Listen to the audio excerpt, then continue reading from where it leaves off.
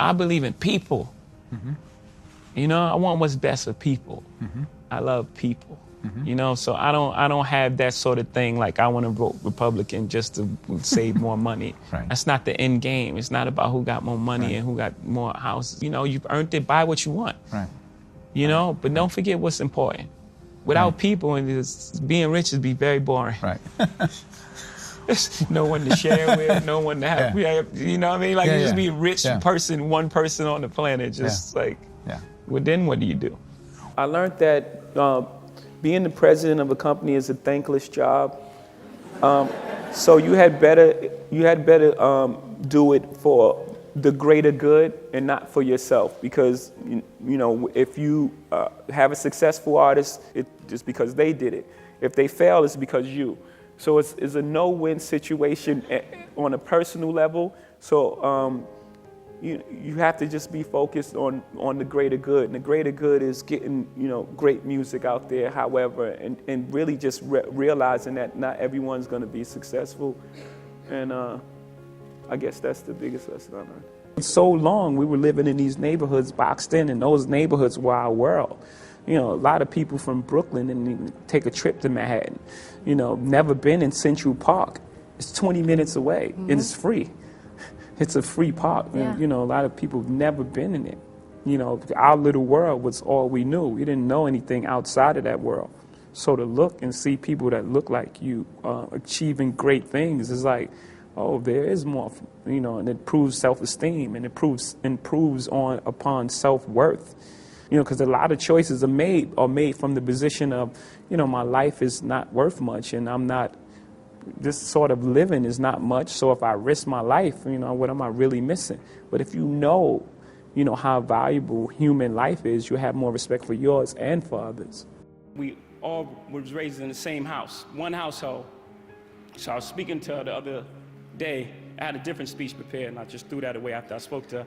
I asked her, I said, how much money did you make? And she made $20 a week.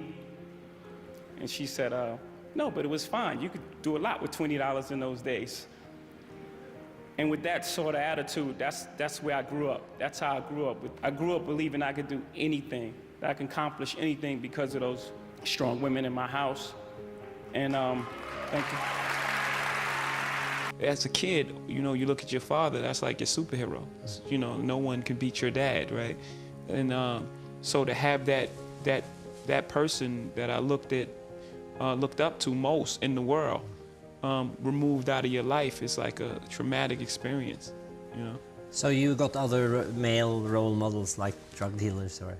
And that's what happened. So after that, then you start, you know, in the street, and there's no one else to guide you through the, you know, through the maze that is life inside those projects, except for drug dealers. You start looking up to them, and that's how I got into the street life. Did you ever reconcile with your father, or? Yeah, right before he passed away.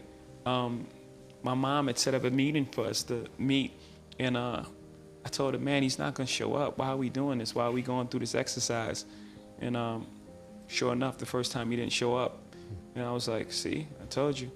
But my mom's really persistent, and she's very forgiving, and she's like a sweetheart. So she set up another meeting. I was like, here we go again. And he showed up the next time, and I got to tell him, you know, everything that was bothering me and the things that was on my mind. And it was actually a very freeing experience. And he had passed shortly thereafter. So I believe in everything in life happens for a reason. I believe that meeting had to occur before he passed away, or I would have had like this weight on my shoulder that I probably would have never got over. It's almost like therapy. You have to educate your children on the world as it exists today and how it got to that space. But my child doesn't need the same tools that I needed growing up. I needed certain tools to survive my area that my child doesn't need growing up in a different environment. But also they have to know their history and have a sense of what it took to get to this place and have compassion for others. Right. The most important thing, I think, out of all this is to teach compassion and to identify with everyone's struggle and to know these people made these sacrifices to be where we are and to push that forward for us I believe that's the most important thing to show them, because they don't have to know things that I knew growing up, like being tough. Like, I'm not heartbroken at this point in my life. I feel grateful every day. I wake up, I look around, look at my kids, they healthy. Me and my daughter talk. Like, I told her to get in the car the other day because she was asking 1,000 questions and we had to leave for school. And I got in the car and then, like, I'm faced this way. I'm just painting a picture of how healthy my children are at this present time. So we drive it and then I just hear a little voice, Dad. And I turn around, she said, I didn't like when you told me to get in the car the way you told me. He's 6. It hurt my feelings. And I was like, that's the most beautiful thing you've ever said to me. I really learned that, you know, kids do not forget, you know what I'm saying? And how they look at you is when you're young. They'll never forget that. Like, it'll take 30 years later, they will never forget it. You know what I'm saying? So you just got to be real careful. I remember the driver was driving me to my nephew's graduation, and I was really tired. I think I came from shooting a video in LA somewhere. I came back to New York. I flew from LA to come to New York to go to his graduation, to fly back out to do a date. I was gonna do a rehearsal, fly back in for my other nephew's graduation, then fly back out to do the show that night. That's crazy. So I flies in, I'm exhausted. Ask the guy, I say, I asked the guy, like, you know where you're going, right? And he's like, yeah. So I go sleep. I wake up, I'm never seen where I'm at. I'm like, where you going? You know what I'm saying? Like, where's you going? He's like, like he's talking back, like crazy. Like, so now I'm really upset. I'm upset to the point where I could feel myself like my eyes could have welled up. You know what I'm saying? And I'm like, damn, like, why am I so upset? Because I remember that if I didn't make this guy's graduation and I was trying, he still wouldn't forget it. He didn't know that, you know what I'm saying? Like, I gotta say, yo, I was trying, I had to right here, but he's still gonna remember that I ain't make his graduation. Yeah, I did listen to a song called Song Cry.